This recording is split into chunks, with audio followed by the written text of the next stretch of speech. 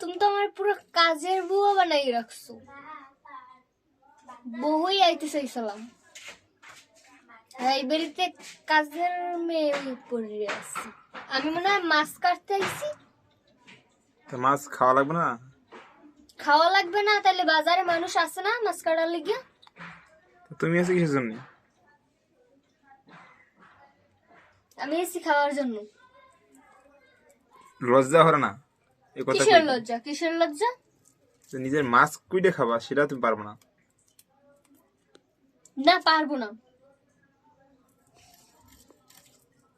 আরে তুমি কেমন মানুষ, আমার দিয়ে তোমার কাজ করাইতে মন চায়?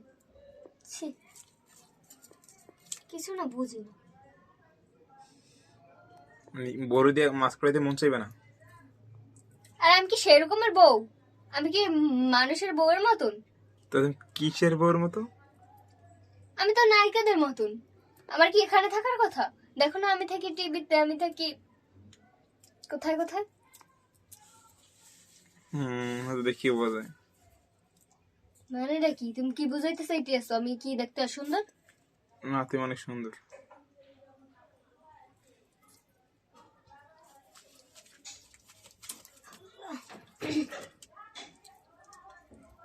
আরে আল্লাহ, বিয়ে বইলাম এখন আমার দি মাছ কাটাই।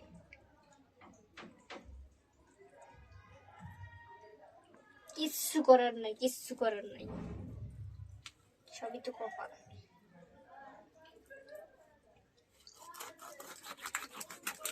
আস্তে আস্তে গেল।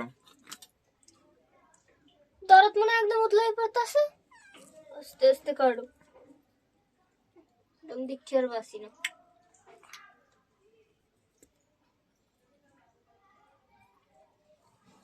ছোট ছোট সাইজ করো। কেন? অনেকদিন খেতে হবে। নো।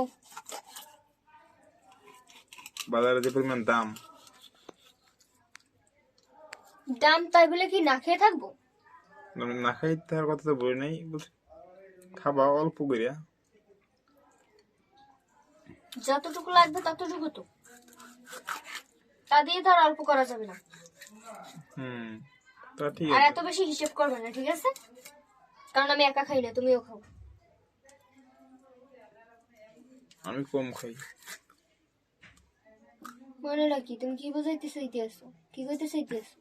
আমি কি বেশি খাই? না, তোমার কথা বলি নাই, কম খাই দুজনেই। তো সেটাই বললো।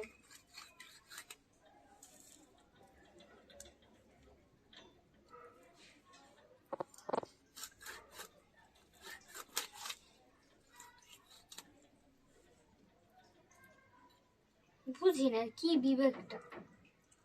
আমার মতো একটা মেয়ের দিয়ে মাছ কাটায়, এই ঘরের সমস্ত কাজ করায়। কি বলবো কিছু বুঝতে পারতেছি না। হয়েছে নামাজ পড়া।